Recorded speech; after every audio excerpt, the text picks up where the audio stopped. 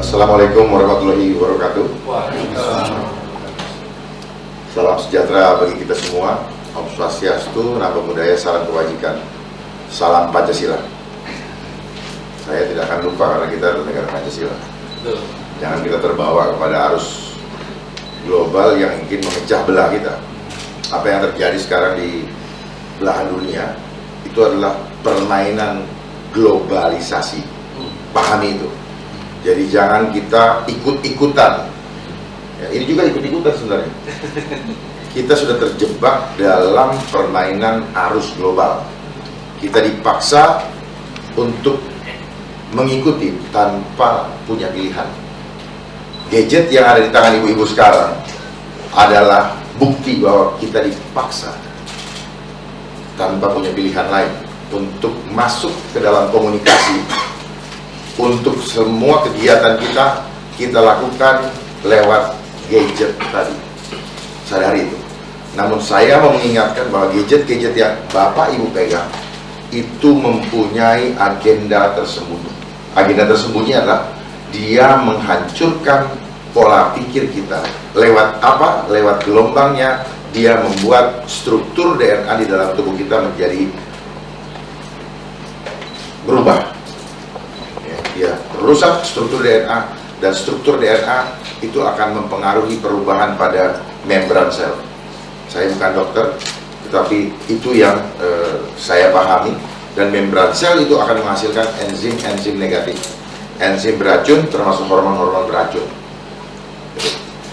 Kalau ibu-ibu pernah atau bapak-bapak pernah memegang handphone dan tangannya terasa semutan, itu adalah efek. Efeknya kenapa? Dia membuat darah kita menjadi kental. Makanya banyak sekali sekarang orang tiba-tiba apa namanya itu, ininya apa namanya itu, dia punya kekebalan imun, apa namanya, autoimun, terus kemudian juga apa ya, gampang kena namanya lupus dan sebagainya. Tiba-tiba ada kanker darah, ya, karena terlalu sering menggunakan itu.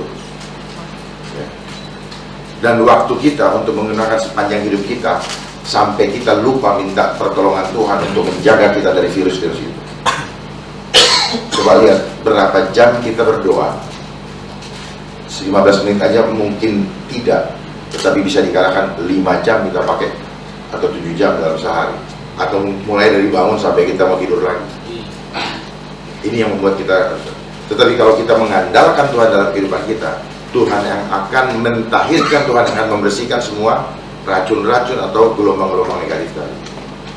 Ini saya bicara bukan menakut-nakuti, tapi this is a fact. Boleh dibuktikan. Dan ini melemahkan. Makanya gini, kenapa banyak terjadi hoax? Kalau ini mah gampang lah. Kenapa banyak terjadi hoax dan tidak bisa dikendalikan oleh siapapun juga? Orang hanya bisa bicara, ayo kita lawan hoax, but they don't know how to protect. Mereka tidak tahu bagaimana untuk memproteksi diri. Mereka tidak tahu bagaimana untuk melawan. Hanya mulut doang, hanya keinginan saja. Terus bagaimana dengan tanggal hoax? Tanggal hoax, gimana kita mau nakal? Kita pakai internet. Jadi kelihatan kalau tidak mengerti. Kayak begini semua. Selama rekan-rekan, saya nggak terlalu mau apa, karena teks saya nggak perlu, cuma saya mau kasih pemahaman dulu. Selama kita menggunakan alat beli dari luar, jangan berharap aman. Ya, supaya bapak-bapak sekarang jangan senang dengan alat-alat luar negeri. Maaf nih kalau ada agen asing di sini. Saya salah satu yang menentang itu, karena kita dikerjain. Suruh beli, dia jebol, kita ditawarin barang baru lagi. Itu yang terjadi. Dan apa yang terjadi sekarang di dunia adalah by design. By design. Kita dikasih pertama handphone. Di situ pertama kita AMPS. Lalu berubah dia geser sedikit, mati. Ya. Sehingga kita mencari lagi apa yang ini. Lalu muncullah internet. Disitulah dia pertemukan antara tadinya cuma bisa SMS kan, yang disebut dengan smartphone, teknologi komputerisasi dan teknologi komunikasi. Dia dipertemukan oleh internet. Ya kita kenal sekarang dengan orang-orang IoT. Ya, itu manipulasi juga, seolah-olah kita dunia tanpa batas, sebenarnya kita dibatasi hanya dalam ruang internet tadi. Dan kita di capture, kita di profile, di lock, nggak boleh keluar dari pemikiran yang lewat internet tadi. Apalagi sekarang bangsa kita tidak punya kreativitas sama sekali. Punya handphone buatan Indonesia aja nggak ada, maunya beli. Karena apa? Iklan-iklan tadi yang membuat kita, ih keren ya iPhone, ih keren ya Samsung. Lalu kapan Indonesia mau jadi kreatif? Kapan Indonesia mau bangkit? Jadi teksnya jangan hanya mikirin teks dari luar saja, Pak. Bagaimana Indonesia membangun industri teknologi nasional sendiri? Jangan kita mau disumpel kita punya kreativitas dengan misalnya, mohon maaf nih kalau misalnya lu nggak usah bikin kebijakan begini, lu ini aja terusin aja tuh. Karena apa? Kita ini market yang besar. Kita adalah market yang besar, makanya kita diincar. Bikinlah industri teknologi nasional di sini. Kita punya endpoint sendiri, kita punya gadget sendiri buatan Indonesia, dan kita menampung banyak korban-korban revolusi industri yang selama ini menjadi pengangguran. Jangan ngikutin teknologi baru rakyat kita nggak siap. Kita nggak siap kok, karena awareness-nya tidak dibangun sejak dari Indonesia ini merdeka. Kalau awareness-nya dibangun, beda kita menyikapinya. No, saya nggak mau ikut. Kita punya ini ya. Kita juga Indonesia pengen punya duit dong. Jangan kita disuruh beli aja terus pajaknya masuk sana. Gitu. Jadi kalau kita mau pengen pajak kita berdaulat, ya kita punya kehidupan juga kita harus buat berdaulat dulu. Tetapi kalau kita punya kehidupan kita tidak atur rumah tangga kita dimainkan oleh tetangga. Tetangga bisa ngintip, dan tetangga bikin rumah tangga itu cekcok, di dalam rumah itu cekcok. Kenapa? Dia mainkan teori bullshit kok, teori adu domba. Jadi betul waktu zaman Belanda dulu dia mainkan teori adu domba itu, politik adu domba itu betul. Kenapa? Dengan diadu mereka mengambil keuntungan. Apa yang terjadi sekarang? Rakyat diadu dengan pemerintah, mereka yang ambil keuntungan. Jadi jangan lihat apa yang terjadi di depan mata. No, musuh kita bukan apa yang kelihatan sekarang sedang main, nah.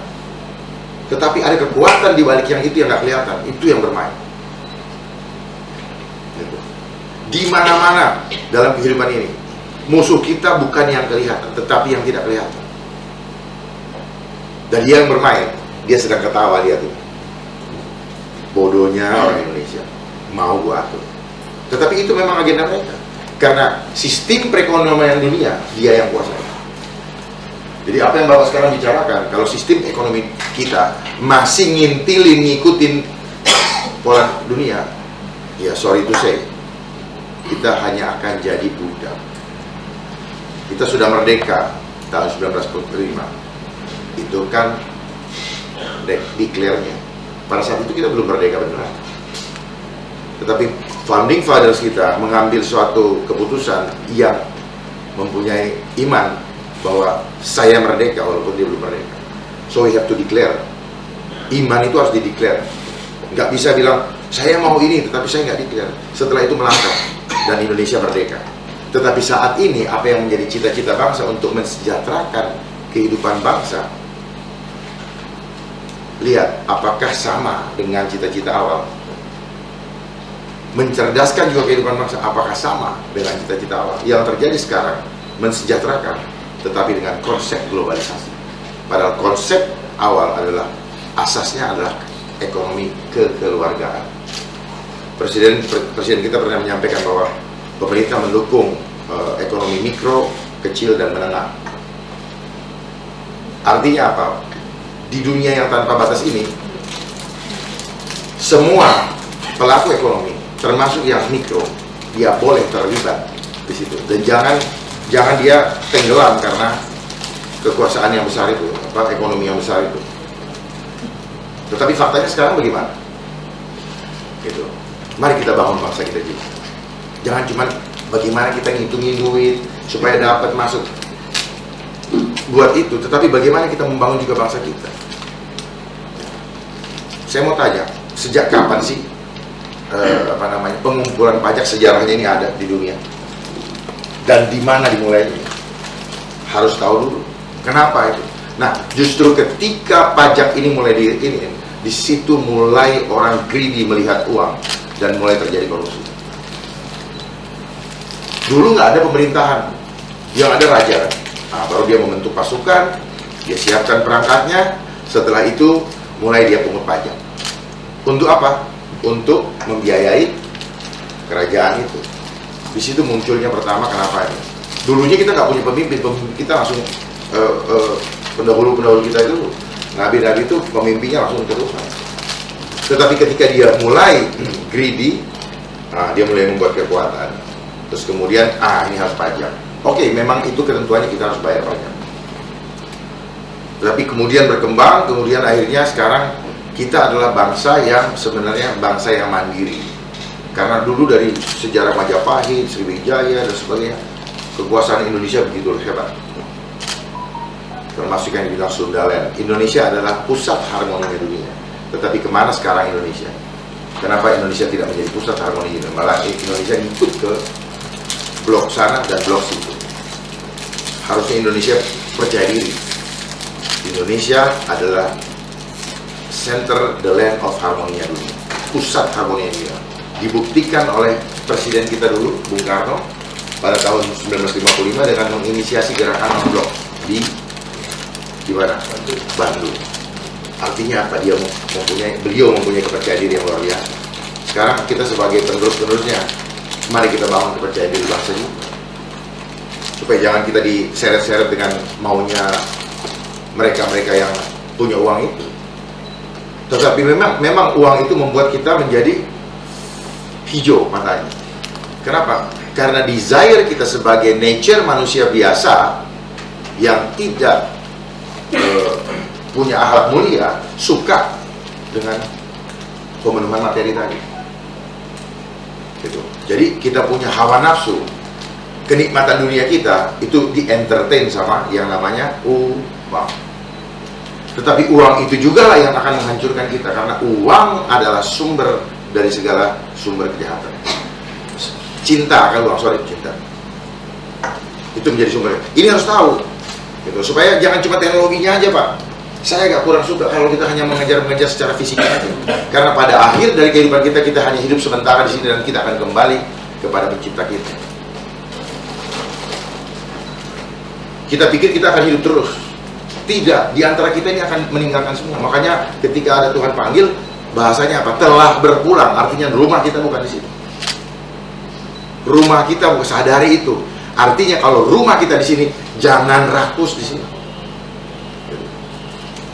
Tetapi banyak kelompok-kelompok besar untuk berkuasa untuk memuaskan ini sendiri. Karena dia ingin membangun kerajaan di sini. Kerajaan kita bukan di sini, di sana. Perhatikan semua. Perhatikan itu, lihat gejalanya. Akan kemana kita dibawa? Kita akan masuk dalam kondisi satu, kita akan dikontrol secara total oleh satu kekuatan yang saya sebut dengan non-state actor. Globalisasi ini hanyalah sistem. Ini kan kaitannya dengan globalisasi juga, revolusi. Globalisasi itu hanya sistem, tetapi di atas globalisasi ada suprasistem yang tidak akan rekan-rekan temui di internet. Karena mereka sembunyikan itu. Karena kalau kita tahu kita akan mereka sembunyikan itu. Karena suprasistemnya adalah life engineering. Kehidupan kita yang akan direkayasa dan sekarang sedang berproses. Ya. Jadi globalisasi hanyalah sebuah sistem. Sistem apa? Untuk menyamakan sistem dunia. Coba lihat, ada sistem dunia kita kan? Untuk standar operationnya ada nggak? Ada nggak? Yang kita disuruh pakai ikutin standar itu ada nggak? Ada nggak? Apa? Ya, standar operation internasional. Saya ngomongnya keluar dari mulut Bapak, jangan saya ngomong. Ada? Nggak tahu? Duh, masa nggak tahu sih? Yang suka dikasih penghargaan, mendapat ini itu. ISO. Bukan saya ngomong. Tujuannya apa? Supaya kalau kasih penghargaan, udah ini, oh itu yang bagus gitu. Itu namanya menggiring mindset kita. Kenapa kita nggak membuat standarisasi sendiri? Supaya teknologi itu dia bisa connect nantinya. Gitu. Kalau nggak di standarin nggak bisa connect. Nah kalau sudah connect kita dikontrol. Oh jalurnya sama internet kok. Jadi kalau orang bilang globalisasi adalah dunia tanpa batas, maka saya mengatakan bahwa dia dunia tanpa batas tapi kita dibatasi. Jadi kita dimanipulasi secara wow, kita berpikir worldwide, padahal sebenarnya kita sedang di capture, sedang di profile supaya itu. Makanya apa? Ketika kita mau login data-data kita masukin. Nah, kenapa saya bilang ini adalah desain untuk menghancurkan kita sebenarnya? Karena ketika itu hanya ada setelah adanya smartphone, kemudian ditawarkanlah dia masuknya sistematis, ditawarkanlah aplikasi-aplikasi yang membuat kita berkomunikasi, mencari teman awalnya. Lama-lama asik-asik, udah nggak mau ninggalin ini. Karena keasikan membuat kita lupa ini.